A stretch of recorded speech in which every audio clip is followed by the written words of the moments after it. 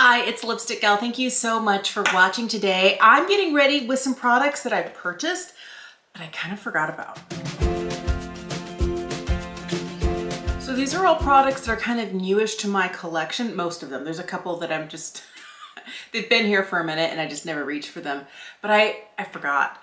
One that I picked up the other day that I've used once and I was like, you know, I don't know how I feel about it yet, is this. This is L'Oreal's Prime Lab Advanced Base Tint. It's a 24-hour redness eraser. It has 4% niacinamide in it. It's a primer. A little green color correcting primer. It's really quite green. I always feel like I have a lot of redness around my nose and maybe I don't have as much as I think. I don't know. So I'm just gonna rub this in and on my chin. This really doesn't feel much like skincare. It just feels kind of like a slightly, doesn't really feel silicone-y. I'm sure there are silicones in here, but it doesn't feel like remarkably anything like it's adding hydration. It's just, yeah. I like that it's not too green. I picked up a green color corrector from Beauty Pie. Woo, it's so green. This is the amount of like neutralization that I'm looking for to take down some of the rosiness in my skin without being too much. I think that I didn't really need it up in this area, but there we are. All right, the next thing I'm using is this. I originally picked this up in the lightest shade. It was too light. I looked like Queen Elizabeth I, like I had white lead paint on.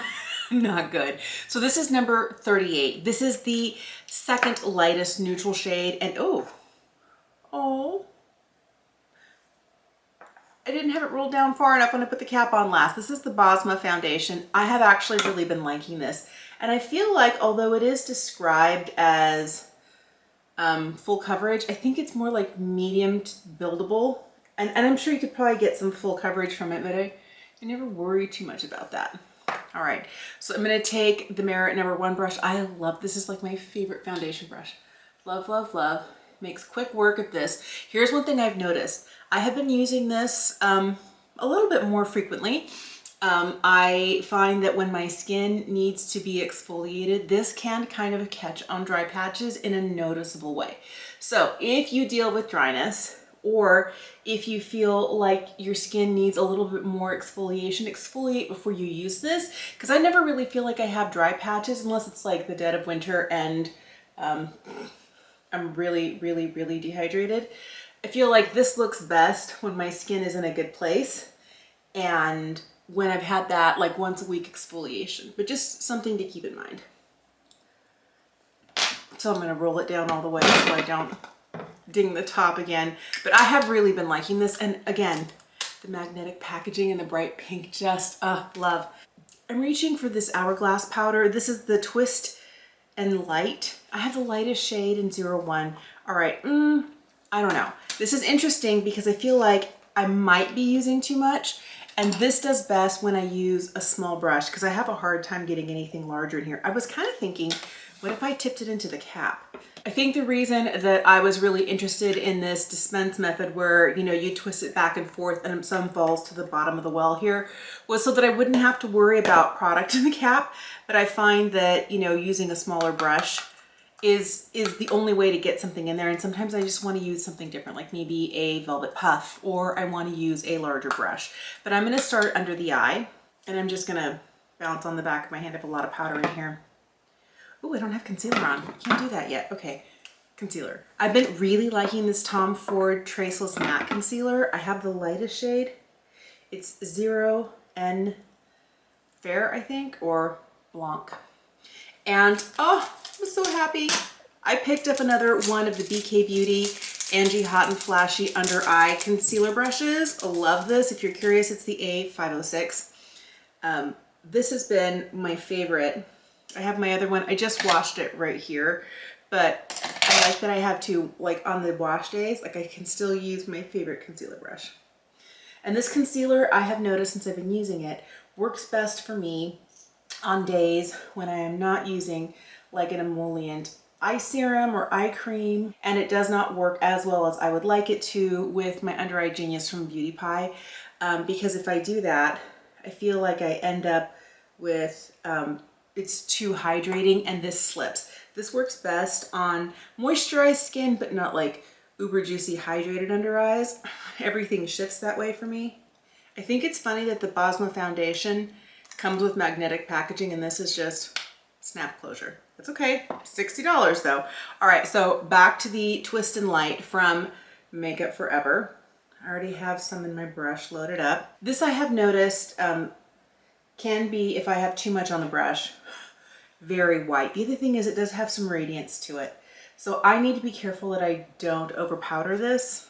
I'm trying to decide whether like this is actually doing a good job or whether it's actually making me look a little drier than I need to. Time to bring some color and life to this face. I ordered the Pat McGrath nude bronzer. What is it called? It's the Skin Fetish Divine Bronzer. This is Nude Honey. When they launch, on launch day. But I always forget because I mean, infrequently order directly from Pat McGrath's site how long it takes. It takes forever. Oh my goodness, so long, so long. So I'm going to grab, this has a little bit of the Gucci bronzer on it. I'll make sure that we knock as much of it as we can off. But this is the second lightest shade. I feel like the lightest shade was a little bit more golden. This one's a little bit more neutral. And I think it works pretty well on my skin. But I definitely need some life and color. Oh, look, already so much better. It took forever to get here. It took almost 3 weeks.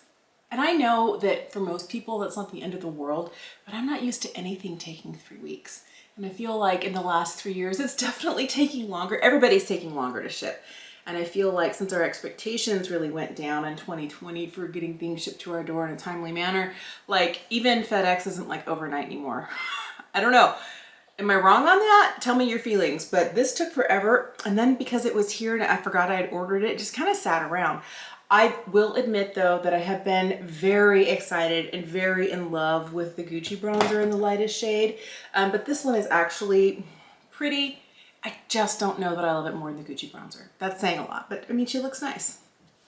And I don't look like a corpse anymore. I'm gonna throw my eyebrows on now. I feel like if I wait to the end, sometimes my eyebrows come out too strong because I'm trying to compete with all the eyeshadow I put on. But I'm going to try and do a more natural looking brow today. I'm just using the Boy Brow from Glossier. This is not a new product, just one that I haven't been reaching for as much. And especially here on the tail ends, I like to back comb.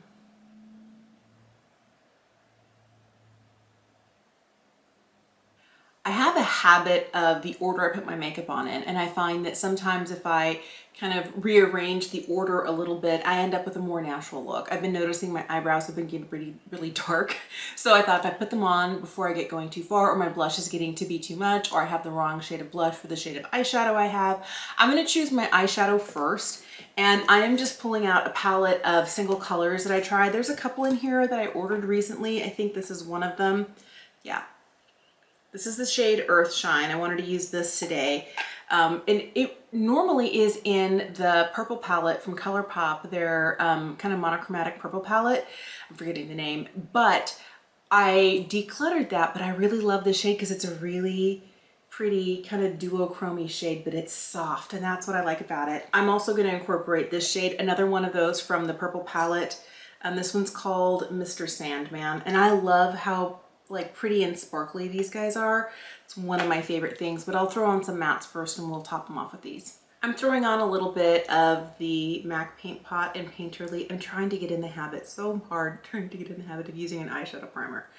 And somehow I've been willing to reach for this more than I have for the Milani eyeshadow primer. I feel like they're both good. This is one that sometimes I wear on its own because it kind of neutralizes the veininess and the redness on my lid. And I don't wear anything else. I'll just put some clear powder over the top. For eyeshadow, I'm going to start with this matte from Sydney Grace. This one's called Petrichor. This was from one of their monthly bundles in 2022. I don't know if they still sell it individually. They might not. But I really like that it's a cooler kind of taupey brown. Here's where I'm going to take Sandman on my finger and just tap it over a little bit here. Sandman and Earth Shine are two shades that I picked up recently when I made a ColourPop order. And I literally cannot remember the last time I shopped at ColourPop. I can't. It's the sort of thing, I feel like I've kind of outgrown ColourPop. I don't know why that is, but there are some products from the brand that I still really love. Super Shock eyeshadows and Super Shock blushes. And there are certain shades that really, I'm sure I could find a shade similar to this from a different brand, but I know that I have it from ColourPop and I like it. So here's Earth Shine. And these were the two shades that I used the most in that purple palette. Isn't it funny that it was the duochromes and they're kind of on the lighter side, but it wasn't really the purples. That everybody loves that palette for the purples. And these have some, you know, violet and purpley tones in them, but I tend to not wear super colorful eyeshadow regularly. I really have to push myself outside of my comfort zone, but something that is maybe kind of a hint of color with a neutral eye, that's kind of my favorite. So I feel like that's what I have going on here, and it's not too much. Picking up a little bit of that matte shade for the lower lash line. I picked up the Sephora 24-Hour Colorful Eye Crayon during the sale. I have the shade Cocoa. I'm going to use this to line my upper lash line, and then I'll take a small brush and shove it into the gaps in between my lashes and the base of my lashes as well. I have another BK Beauty brush that's brand new to try, and this is not new to the line. This is just, I don't have that many BK Beauty brushes. This is the 208. It's a tiny angled liner brush, so I'm going to just pick up some product on the brush, just like really load it up. And then I'm going to shove this into the base of my lashes and try and get the gaps in between my eyelashes and blank those out. I find that when I shove a soft pencil like this in between, sometimes I can get like little goopy globs of pencil in there, and then I have problems putting mascara on because I got a little chunk of mascara if I just like shove it up in there. My goal is not to get like the waterline. I find that when I do that, unless I'm really careful or using the exact right product, I tend to have product transferring from my upper waterline to my lower, where I usually don't want any color. For mascara today, I'm finally gonna crack into this. This is the Pretty Big Idea from Velour. This is a serum as well as a tubing mascara in one. It's a little on the pricey side. It's kind of mid to upper 20s on the Sephora website. It has a slightly curved one. I have never used this. But I've had it in my collection. I think I bought it during the fall sale, and I had so much open mascara, and then I started opening other ones. I was like, I can't open it, but I really want to know what it's like. So I'm going to throw some of this on. I do like that it has kind of like a fluffier wand. That's one of my favorite things about it. I don't always deal well with a curved wand, but as long as I don't poke myself in the eyeball, I think we'll be okay. The one thing that I've learned about tubing mascaras, and it depends on the mascara because some do better than others, is that it's usually best to keep building and building and building until you're happy on one eye and then move to the other. I feel like if I go like with a traditional mascara, I'll do one eye, you know, like a coat, and then I'll do the other, and then I'll come back to do a second coat. I don't feel it works as well with tubing formulas. It feels like it's a little bit drier, and I don't know if that's because I haven't swirled the wand around in here. Maybe that'll help. But let's do the other eye. I knew it was gonna happen. I always do this. I find that with the tubing mascara, if you happen to do that, I think it's easiest to get it off if you get it off while it's still dry. So I'm gonna take a little bit of cotton. I might have smudged it too much. I find that with a traditional mascara, leave it till it's dry and you can scrape it off with a cotton bud or with a dry, clean spoolie. But I don't know this mascara at all. So I was like, let me just do what I normally do with other tubing mascaras, which is clean up right now. I don't know about this. I feel like it's so dry. It really reminds me of the Lancome Le Huit Hypnose, which is another tubing formula. It's another like high end. That one's like $30 what? But this feels dry straight out of the package. So I don't know whether I got one that had been sitting on the shelves at the warehouse longer than other ones, and now that I'm cracking into it, it's been way longer than it should be from manufacturing till I open it, or whether this is just a really dry formula. I'm going to continue to try it and I'll get back to you, but it's not my favorite tubing mascara for application. Ease of application, like maybe a 3 out of 10. Other ones just like no problem. I haven't put on any blush yet, and I have a couple here from M. This is a formula that I know I love. I already have 2 of these blushes, but I got 2 new shades. One of them is Demure, which is kind of like their soft nude pink, which I feel is like really good for people with fair skin like me, because the other 2 that I have are so pigmented. And then I have this one here in Lychee. So I'm trying to decide, probably Demure. Let's do Demure. I haven't used Lychee as much as Demure, but I've kind of been addicted to this one.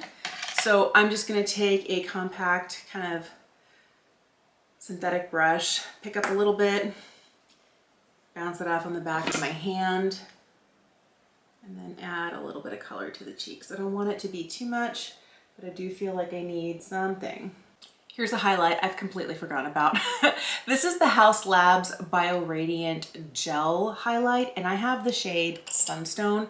It's a really pretty, like in the pan it looks so pretty, but I don't know whether I'm applying it wrong. I'm just like never like super blown out of the water. Let me know if you think it like is like magical. Do you have one of these Haus Lab gel formulas? I think it's okay, but it's like what, 40 bucks? Is it 40 bucks okay? I don't know. I don't know, convince me. And this is the reason I haven't picked up the bronzer or the blushes or the foundation. I have a sample of the foundation somewhere and it was okay. I felt like I couldn't really find my shade. Even when I went into Sephora and there's like 50 of them there, I still felt like I was like wandering around like, wait, what? So I feel like this is okay. It's just not my favorite. And that's probably why I haven't reached for it. And that's when I picked up during the fall Sephora sale. And it's like, you know, maybe gets used like maybe once a month or less. So I'm going to use this Victoria Beckham lightest shade here in the bronzing brick. And I'm going to take this just kind of between my like under eye and the top of the cheek. I feel like sometimes the transition from the light concealer to the cheek is so obvious, and this kind of light, slightly darker than my skin tone powder really helps. And then I'll also kind of like take it under here, not really to clean up, but kind of like blend any edges with anything that I have going on the cheeks. So sometimes the cheeks and me, I'm a kid of the 80s, I was born in mid 70s, and when I first started really noticing people wearing makeup, it was like, you know, highly draped, really punchy 80s blush. And I have to remind myself that that was a season. We are not always in that season. So I need to be better about blending mine, making it just a little bit more subtle. Last thing I'm gonna put on is this. This is the Blotted Lip from ColourPop. This is the shade Melty. I really like this shade and I like this formula. I remember loving this formula, and then I kind of, the ones that I had all kind of dried out and died. That's the one thing. I try not to get too many ColourPop lip products. I don't know if they have changed their formulation since I was using them regularly, but I feel like all of their lip products have a really short shelf life. Has that changed? It's been years since I've had one. This needs a blot. Give me a sec. Oh, hello. I like this. I like the way this looks. So I've always liked this product. They had it for a while, then they discontinued it. I'm glad they brought it back. Here's the one thing I'm curious about. If you are a huge ColourPop fan, you buy a lot of ColourPop, let me know. My recollection was ColourPop lip products don't last that long. Their glosses would go off. Like you could tell that the oils or the butters, whatever they had in there, went from smelling like sweet and sugary to like, ooh, it smells like a crayon. Ooh, it smells kind of stinky. Like they would have like a 6 to 7 month shelf life. I felt like the same thing happened with a lot of their Luxe lips. Their lippy sticks never had that problem, but the blotted lips, the problem I had was always that it shrunk in here and then the whole thing would fall out. Like, I don't know if it's packaging or what, because I already have a crack in the cap right here, and I don't love that. Actually, I have 2 cracks in the cap. I haven't even had this long, but I do like the slightly almost there, just almost not too much lipstick. Could it be your lips that this formula gives, and that it is matte, but it's comfortable to wear at the same time? So this was one of those things I picked up when I picked up those 2 single eyeshadows, and I got a Super Shock highlight as well.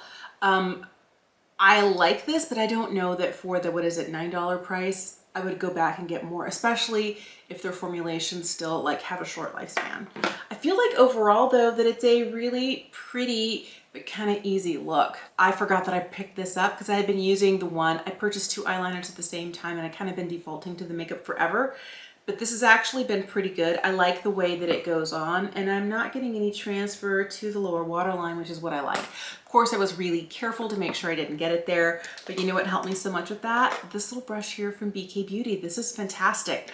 And I am so glad to have a second one of these. I love this brush. If you have mature skin, this works for anybody, but if you have mature skin, it's meant to be kind of like a kitten paw, really soft, really easy to, you know, work into all of that under eye area. Love this. Here are the 2 products I'm not sure about. I'm surprised at how dry this is for the first time opening it up today. Really surprised. We'll see how it wears. We'll see how it rinses off. I'm hoping it's going to be good, but like if I'm not getting, am I getting enough product on my lashes to get the, you know, peptide kind of serum aspect of this? I don't know.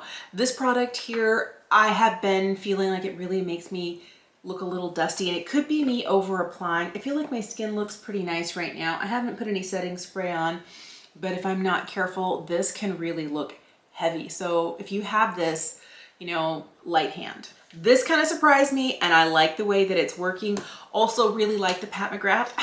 I can't believe I forgot about it. I don't know what, maybe it's just my instant like adoration of the Gucci bronzer, but this is beautiful. I need to use this more. Oh, this has been in heavy rotation since it came in, as has this. These are probably, out of all of these things here, the ones that I have reached for the most. I would love to know, you know, when you get new stuff, do you like get one thing at a time and figure it out? Or like me, do you get a whole bunch of stuff and then a few things get forgotten? That's totally what this was. The things that I'd had for a minute, but I forgot that I ordered that. Let me know in the comment section down below. If you're wanting to pick any of these things up for yourself, I'm gonna link things in the description bar down below. If you're curious, they are affiliate links, but when you purchase through those links, it does help to support my channel, and I appreciate it so much. Thank you so much for watching today, and I'll see you again soon. Bye.